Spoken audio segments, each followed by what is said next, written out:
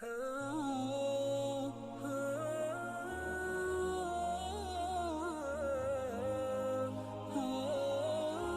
عليكم ورحمة الله وبركاته. damacaaga ma xakamayn kartaa laba nin oo kalluumaysato ah baa subaxdii u kala hay badda si ay kalluunka u soo dabtaan. mid baa dhaqso helay kalluun aad u weyn uuna farxay, wuxuuna u qalab qaatay inuu gurigiisa u laabto. saaxiibkii baana weydiiyey xaggeed u socotaa.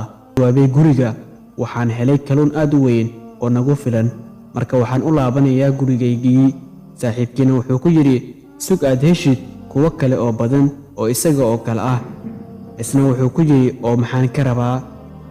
wuxuuna ku jawaabay, haddaad hesho kalluun kale oo badan waad sii iibin kartaa. wuxuuna sii weydiiyey, oo maxaan ka rabaa? wuxuuna ugu jawaabay, markaad iibiso kalluunka waxaad helaysaa lacag badan. wuxuuna mar kale weydiiyey, oo maxaan ka rabaa? waxaad helaysaa kayd fiican oo meel ku yaala. wuxuuna sii weydiiyey, oo maxaan ka rabaa? waxaad noqonaysaa hodan milkiile ah. wuxuuna sii weydiiyey, oo maxaan ka rabaa? hodannimada iyo lacagta badan. wuxuuna ugu jawaabay, markaad duquudo ayaad nasan kartaa, xaaskaaga ilmahaagana la raaxaysan doontaa. isna wuxuu ku jawaabay, taa ayaan hadda samayn rabaa, inaan xaaskayga ilmahayga la nasto lana qadeeyo. ma rabi inaan dib dhigo intaan ka duqoobayo.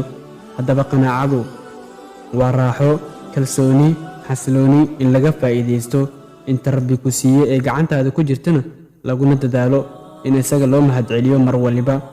wuxuuna siiyey si noogu siyaadiyo mar kale, ileen damaca badani waa lagu dulloobaayee. saaxiibayaal, maanta muuqaalkeena halka ayuu ku egyahay. intaan ku kulmi doono tani iyo muuqaalkeena xiga. fii amaanillaah, wassalaamu calaykum waraxmatullaahi wabarakaatuh.